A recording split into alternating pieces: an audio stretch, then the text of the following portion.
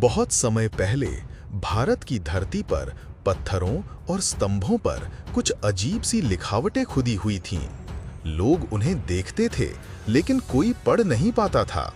वे अक्षर चुपचाप अपने भीतर इतिहास छुपाए खड़े थे।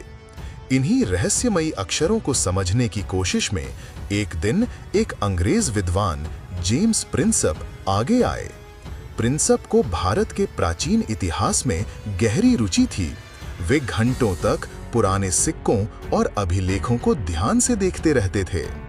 कड़ी मेहनत और धैर्य के बाद 1837 ईस्वी में उन्होंने ब्राह्मी लिपि को पढ़ने में सफलता प्राप्त की। जैसे ही लिपि के अक्षर खुलने लगे, इतिहास के बंद दरवाजे भी खुलने लगे। इन अभिलेखों में बार बार एक नाम लिखा मिला, देवा नाम प्रिय प्रियदर्शी। इसका अर्थ था देवताओं का प्रिय और जनता को प्रिय राजा। लेकिन सवाल ये था कि ये प्रियदर्शी कौन था, उसका असली नाम क्या था। शुरुआत में ये एक रहस्य बना रहा। बाद में जब भारत के अभिलेखों की तुलना श्रीलंका के बौद्ध ग्रंथों दीपवंश और महावंश से की गई, तब सच्चाई सामने आई। इन ग्रंथों में बताया गया था कि मौर्य सम्राट अशोक को ही प्रियदर्शी कहा जाता था। इस खोज ने इतिहास को नई रोशनी दी। अब लोगों को पता चला कि ये अभिलेख सम्राट अशोक के थे। इन्हीं शिलालेखों के माध्यम से अशोक ने अपने धम्म, अहिंसा, दया और न्यायपूर्ण शासन के संदेश को जनता तक पहुंचाया था। इस प्रकार जेम्स प्रिंसिप की खोज ने न केवल एक लिपि को पढ़ने योग्य बनाया, बल्कि सम्राट अशोक के व्यक्तित्व और शासन को भी दुनिया के सामने ला दिया। सचमुच यह इतिहास की एक ऐसी कहानी है जिसमें मेहनत ने रहस्य को और ज्ञान ने अतीत को जीवित कर दिया। जब प्रिंसिप ने इन अभिलेखों को गहराई से पढ़ना शुरू किया, तब उन्हें ये समझ में आया कि अशोक केवल एक महान सम्राट ही नहीं, बल्कि बड़े विचारशील और संवेदनशील शासक भी थे। उनके शिलालेखों में कहीं भी अपने वैभव या विजय का घमंड नहीं था, बल्कि एक ऐसे राजा की आवाज थी जो स्वयं को जनता का सेवक मानता था।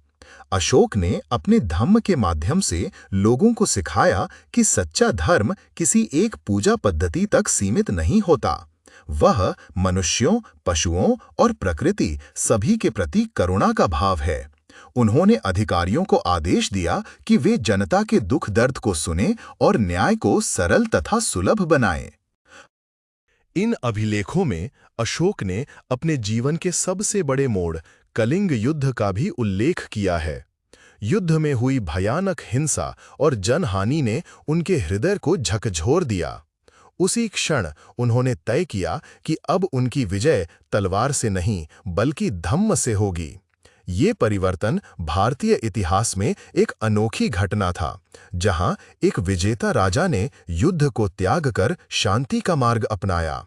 अशोक का धम्म केवल भारत तक सीमित नहीं रहा। उन्होंने अपने संदेश को दूर दूर तक पहुंचाने के लिए दूत भेजे। श्रीलंका, मध्य एशिया और यूनानी राज्यों तक उनके विचार पहुंचे। इस प्रकार अशोक न केवल भारत के, बल्कि पूरे विश्व के इतिहास में एक नैतिक शासक के रूप में प्रसिद्ध हुए। जेम्स प्रिंसिप की खोज के बाद इतिहासकारों को यह एहसास हुआ कि भारत का प्राचीन इतिहास उतना अंधकारमय नहीं था जितना पहले समझा जाता था। पत्थरों पर खुदे ये शब्द आज भी हमें बताते हैं कि सत्ता का सही अर्थ क्या होता है। शक्ति नहीं, बल्कि जिम्मेदारी। समय बीत गया, पर अशोक के स्तंभ और शिलालेख आज भी खड़े हैं। वे हमें यह याद दिलाते हैं कि इतिहास केवल बीते हुए युग की कहानी नहीं, बल्कि वर्तमान और भविष्य के लिए एक सीख है। इस प्रकार प्रिंसिप की जिज्ञासा और अशोक के धम्म ने मिलकर इतिहास की एक ऐसी अमर कहानी रची, जिसमें ज्ञान ने अतीत को फिर से बोलने की शक्ति दी और मानवता को एक नई दिशा दिखाई। इस खोज ने इतिहास को नई रोशनी दी। अब लोगों को पता चला कि ये अभिलेख सम्राट अशोक के थे। इन्हीं शिलालेखों के माध्यम से अशोक ने अपने धम्म, अहिंसा, दया और न्यायपूर्ण शासन के संदेश को जनता तक पहुंचाया था।